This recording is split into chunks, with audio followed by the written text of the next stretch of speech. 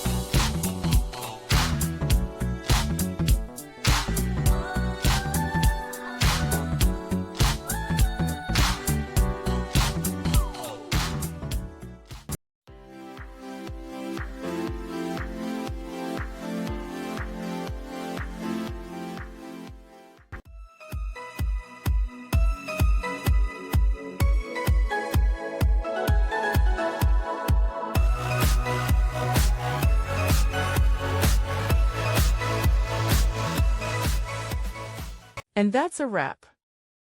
I hope you found the answer you were looking for. If you did, take a second to hit that subscribe button. It really helps out. And let me know in the comments which solution worked best for you. See you next time in the debug zone.